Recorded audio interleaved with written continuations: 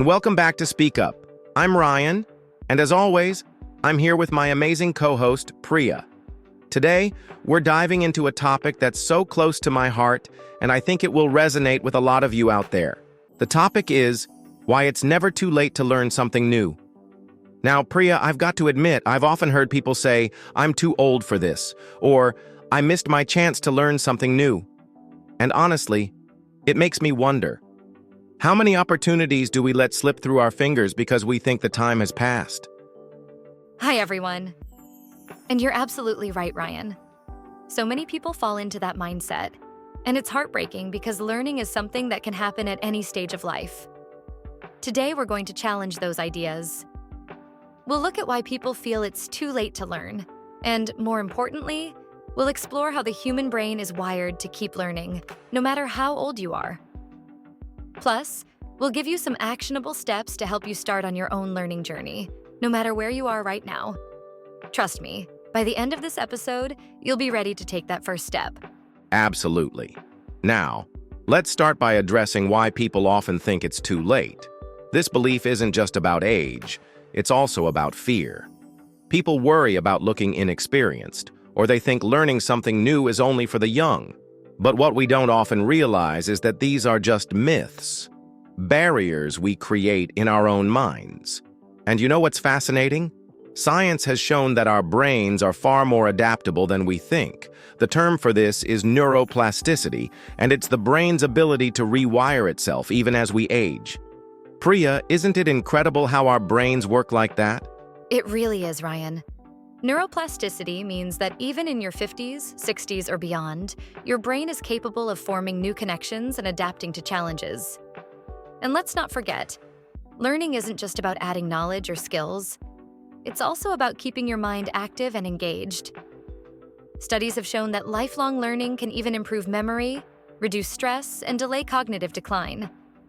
So, whether you want to pick up a new language, learn to play an instrument, or dive into a completely new career, your brain is more than ready to support you. Exactly. And here's the best part. Starting isn't as hard as people think. You don't need to enroll in a full-time course or make massive commitments. It's all about taking small, consistent steps. Later in this episode, we'll share practical tips to get you started. We'll talk about how to find the right resources, build a learning routine, and even stay motivated when the journey feels tough. Yes, we'll break it all down for you. So, whether you're tuning in today because you've been hesitating to start something new, or you're just curious about how learning works as we age, stay with us. By the end of this episode, you'll not only feel inspired, but also equipped with a roadmap to begin your learning adventure. Let's get started, Ryan. All right, let's dive into why so many people believe it's too late to learn something new. Priya, I think it's safe to say that this belief often comes from two main places: social perceptions about age and the fear of starting from scratch. Let's start with social perceptions. We've all heard it, right?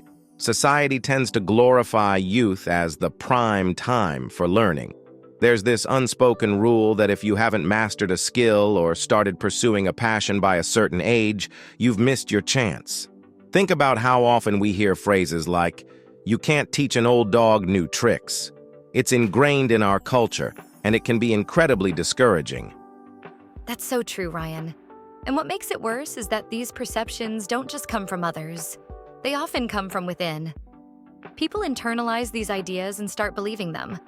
But let's not forget the fear factor you mentioned earlier. The idea of starting from scratch can feel overwhelming. Many people think, what if I fail? Or what if I look foolish? It's like they picture themselves as beginners surrounded by experts, and that fear alone keeps them from even trying. Exactly, Priya. And let's be honest, no one likes the feeling of being the least experienced person in the room. But here's the thing, every expert was once a beginner. The fear of starting from scratch is completely normal, but it's also something we can work through. Now, I know you've got some powerful examples of people who defied these perceptions and proved it's never too late. Want to share those? Absolutely, Ryan. Let's start with a big name, Colonel Sanders. Most people know him as the founder of KFC. But what they don't realize is that he didn't even start the franchise until he was 62 years old. Then there's Julia Child, who didn't learn to cook professionally until her late 30s and didn't publish her first cookbook until she was almost 50. And let's not forget Nobel Prize-winning author Toni Morrison, who published her first novel at 39. These are just a few examples, but they highlight a crucial point. Success and learning have no age limit. Those are incredible examples, Priya, and they show that starting later in life doesn't mean you're at a disadvantage. It can actually be a strength. People bring life experience, perspective, and determination that younger learners might not have. But what about the science behind this?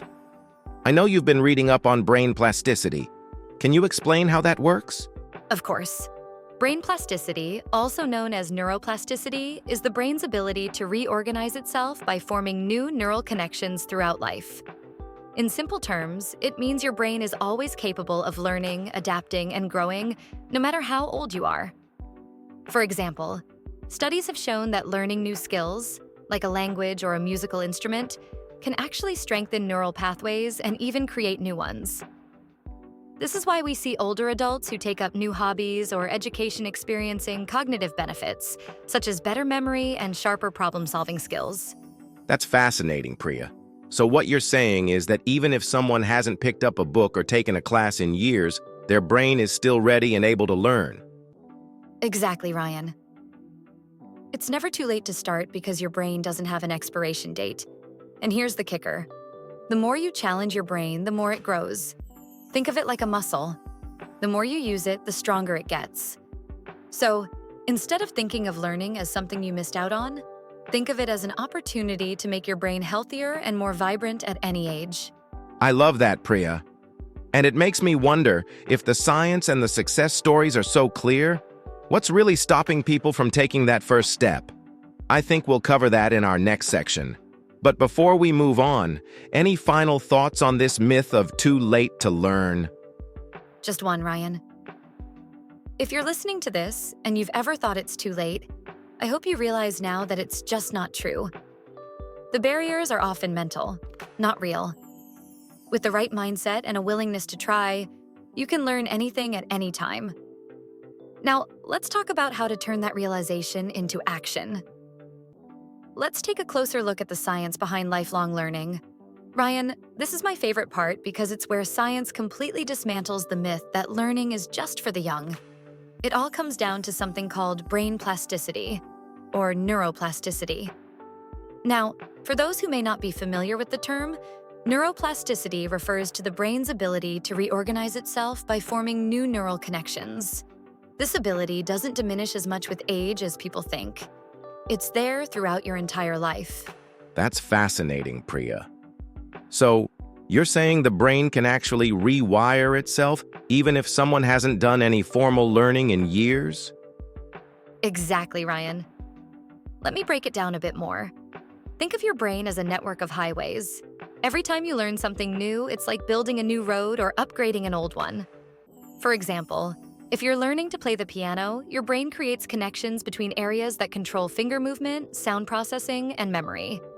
The more you practice, the stronger and faster those connections become. And here's the best part. This process happens at any age. Studies have shown that adults who engage in learning new skills, like a language or a hobby, actually increase their brain's gray matter, the part responsible for processing information. That's incredible, Priya. It sounds like the brain is almost designed to keep learning. But what about skill acquisition? Is there a difference in how adults learn compared to children? There is, but it's not as discouraging as some might think. Children's brains are more flexible, so they can absorb new information faster. But adults have the advantage of experience and context. For example, when an adult learns a new language, they can often relate it to their native language or draw on life experiences to understand concepts better. In fact, research shows that adults are just as capable of learning new skills as children when they approach it with patience and consistency. It's all about persistence and finding the right learning methods for your brain. That's such a positive perspective, Priya. And it ties perfectly into what I want to talk about, the adaptability of the human mind. You see, the brain actually thrives on challenges. When you push yourself to learn something new, it's like giving your brain a workout. Just like lifting weights builds muscles, learning builds cognitive strength. And here's what's really interesting. The brain doesn't just adapt to the task at hand, it becomes better at adapting overall. That means learning one skill can make it easier to learn others. Exactly, Ryan. It's a ripple effect. Learning strengthens your problem-solving abilities, enhances focus, and even boosts creativity. And it doesn't stop there. Studies have found that engaging in mentally stimulating activities can delay cognitive decline and even lower the risk of diseases like Alzheimer's. So, not only does learning improve your present life, but it also protects your brain for the future. That's a great point, Priya. And I think curiosity plays a big role in all this. When you're genuinely curious about something, it activates parts of the brain associated with reward and motivation. That's why it's so important to choose learning activities that genuinely interest you. Curiosity isn't just a nice to have, it's like fuel for your brain. Absolutely. Curiosity keeps your brain active and engaged. It's like a spark that keeps the engine running. And the beauty of curiosity is that it can be about anything. Whether it's cooking, coding, or even understanding how your favorite gadgets work, the act of exploring something new is what matters. And the more you feed your curiosity, the more your brain responds by staying sharp and adaptable.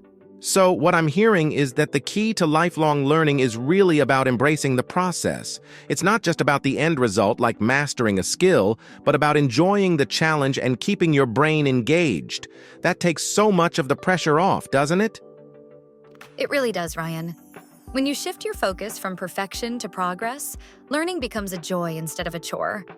And remember, every small step you take adds to your brain's adaptability and growth.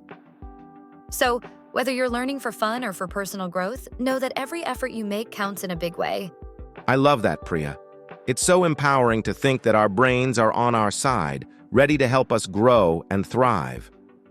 Now that we've explored why it's never too late to learn and the science that backs it up, let's talk about the benefits. And trust me, there are so many. I'll start with the intellectual benefits because this is where lifelong learning really shines. One of the biggest perks of learning at any age is how it enhances problem-solving skills and memory. When you challenge your brain with new information or skills, you're essentially training it to think more critically and remember more effectively. For instance, solving puzzles, learning a new language, or even trying to master a new technology forces your brain to work in new ways, which sharpens your overall cognitive abilities. That's such an important point, Ryan. I think people underestimate how much they're improving their thinking skills just by learning something new. But tell me more about adaptability. How does learning help us navigate life and work better? Great question, Priya. The world is changing faster than ever, especially with technology. Lifelong learners have a huge advantage because they're more adaptable. When you're constantly learning, you're not just gaining specific skills, you're training your brain to embrace change. For example, let's say your workplace introduces a new software system. If you've been in the habit of learning new things, you're less likely to feel overwhelmed. You've already built the mental muscles needed to tackle the unfamiliar. And it's not just about work. Learning helps you adapt to life changes, whether it's moving to a new place, starting a new hobby, or even navigating challenges in relationships. That's such a good point, Ryan.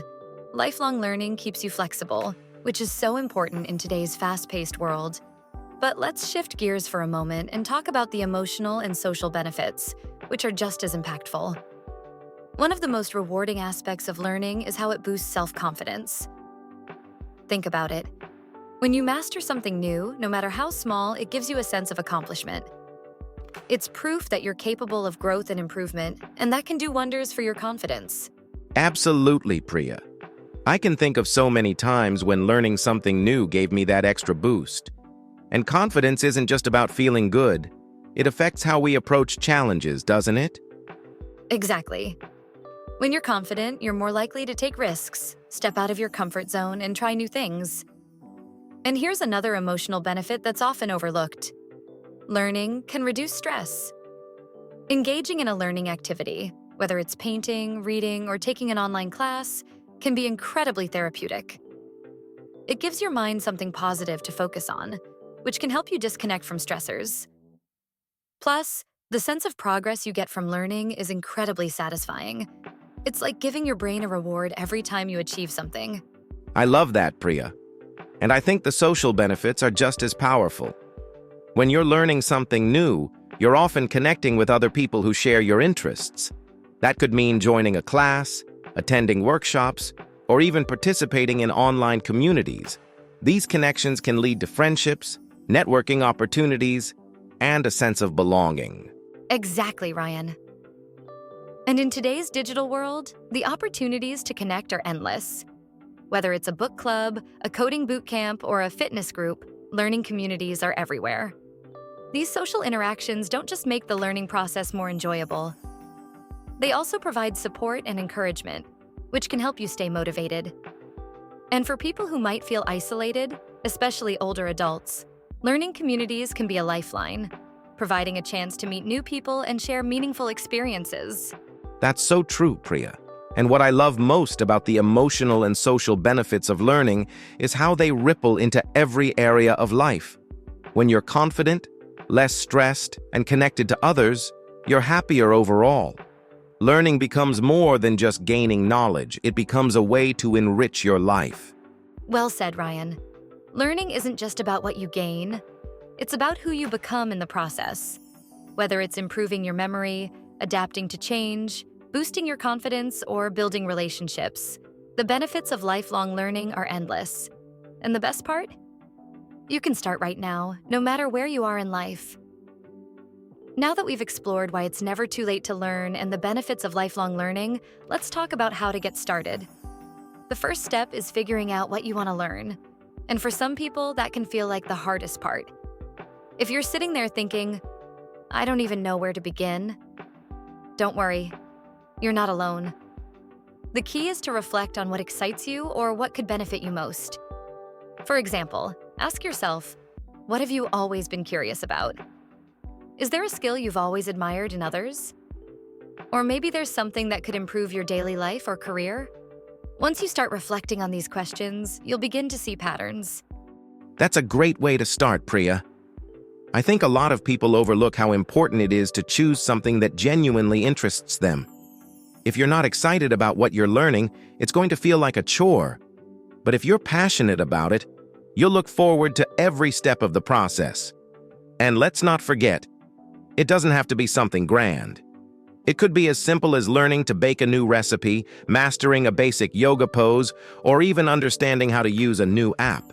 The important thing is to find something that sparks your curiosity or adds value to your life. Exactly, Ryan. And once you've identified your interest, the next step is finding subjects or skills that align with your goals. For example, if you're looking to advance in your career, you might focus on learning a software tool or improving your communication skills. If it's about personal growth, you might explore creative hobbies like painting or writing. And for those who just want to stay mentally active, there are countless options, like learning a new language or playing a musical instrument. The idea is to pick something that resonates with you and fits your current needs and interests. That's so practical, Priya. Once you know what you want to learn, the next challenge is building a learning habit. And here's where I think a lot of people get stuck. They set these huge goals and then feel overwhelmed. My advice? Start small. For example, if you're learning a language, don't try to master grammar and vocabulary all at once. Instead, start with a few phrases and build from there. The same goes for any skill. Breaking it down into small, manageable steps makes the process less intimidating and more enjoyable. That's great advice, Ryan. Consistency is key when it comes to learning. Even just 15 or 20 minutes a day can make a big difference over time. And the good news is, there are so many resources out there to help you. For example, if you're on a budget, you can use free apps like Duolingo for language learning, YouTube tutorials for almost any skill, or open online courses offered by universities. If you're willing to spend a little, platforms like Coursera, Udemy, or Skillshare offer affordable courses on a wide range of topics. The resources are endless. You just have to find what works for you. Exactly, Priya. And let's not forget about community resources like public libraries or local community centers. They often offer free or low-cost classes. But even with all these resources, learning can sometimes feel like an uphill battle, especially when you face setbacks. And I know you've got some great insights on how to deal with that. Thanks, Ryan. Setbacks are a natural part of the learning process, and the key is to see them as opportunities rather than failures. For example, if you make a mistake, try to analyze what went wrong and how you can improve. Mistakes aren't the end of the road. They're stepping stones that help you learn better. And remember, progress isn't always linear. Some days you'll feel like you're making huge strides, and other days it might feel like you're standing still. That's normal. The important thing is to keep going. I love that perspective, Priya. And I think celebrating small wins can make a huge difference in staying motivated. When you complete a lesson, master a skill, or even just stick to your learning schedule for a week, take a moment to acknowledge it. Reward yourself, even if it's something simple like treating yourself to your favorite snack or sharing your achievement with a friend. Those little celebrations keep you energized and focused on your long-term goal. Absolutely, Ryan. Learning is a journey, and every step forward is worth celebrating. The more you appreciate the process, the more enjoyable it becomes. So, if you're listening to this and thinking about starting something new, remember, find what excites you. Start small, use the resources available to you, and don't let setbacks stop you. Keep moving forward, one step at a time. Well said, Priya. So, there you have it, folks. Practical steps to get started on your learning journey. So, there you have it. Why it's never too late to learn something new. From breaking the myth of too late to understanding the science of brain plasticity and the amazing benefits of learning at any age, we've covered a lot today. And remember, it all starts with identifying what excites you, taking small steps, and staying consistent. Learning isn't about perfection.